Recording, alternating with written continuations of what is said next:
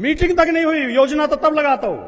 तो ये इनकी नीयत है। किसान के लिए इनके पास एक इन्होंने और गन्ना किसानों के लिए घोषणा की थी कि 14 दिन के अंदर भुगतान होगा और अगर 14 दिन से लेट होगा तो ब्याज दिया जाएगा। ये सुनी थी आपने घोषणा?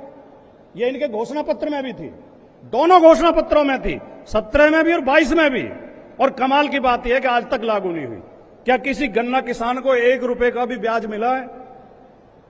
और जहां तक समय पे भुगतान की बात है, पहले पोर्टल पे ऑनलाइन ये डिटेल होती थी कि किसानों का कुल कितना बकाया है और कितना भुगतान हो गया है। अब इन्होंने वो सिस्टम ही हटा दिया है, अब बकाया का पता ही नहीं चलता।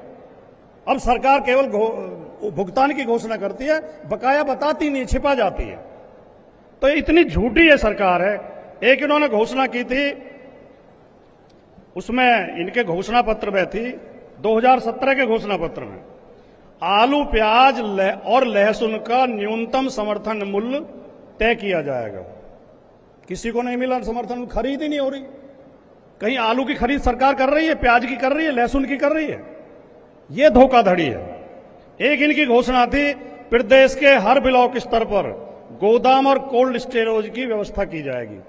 क्या किसी ब्लॉक में कोई स्टोरेज, कोल्ड स्टोरेज बना है? कोई एक आध में कहीं बन गया हो तो बन गया हो। मैंने तो 10 जिलों में फोन करके पता किया, किसी ब्लॉक में कोई कोल्ड स्टोरेज नहीं बना है।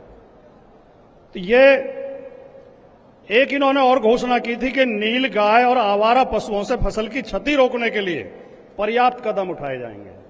पर्याप्त कदम ये उठाए हैं कि वो जो इनके, अब मैं कोई ऐसा शब्द प्रयोग नहीं करना चाहता कि क्योंकि बहुत लोगों की श्रद्धा भी जुड़ी हुई है, हमारी भी श्रद्धा जुड़ी हुई है, हम भी गौपालक हैं, हमारे घर में भी गाय है।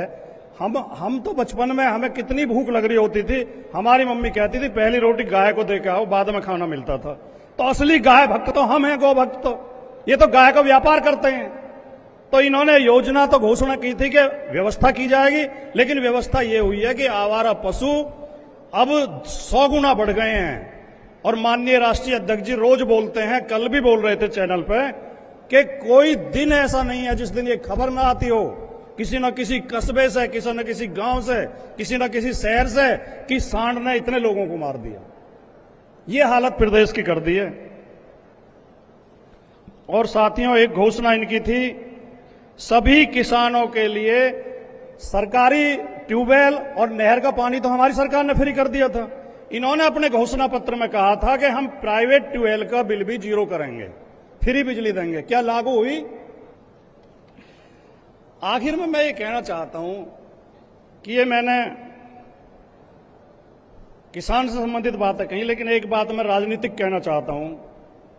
उत्तर प्रदेश अब ये बिल्कुल शीशे की तरह साफ है, दीवार पर लिखी इबारत की तरह, अंग्रेजी की कहावत है, दीवार पर लिखी इबारत की तरह सत्य है कि उत्तर प्रदेश में किसी को कहीं संदेह नहीं है कि आमने सामने 2 मोर्चे हैं। एक मोर्चे का नेतृत्व आदरणीय अखिलेश यादव जी और प्रोफेसर साहब कर रहे हैं और दूसरे मोर्चे का नेतृत्व बाबा कर रहे हैं।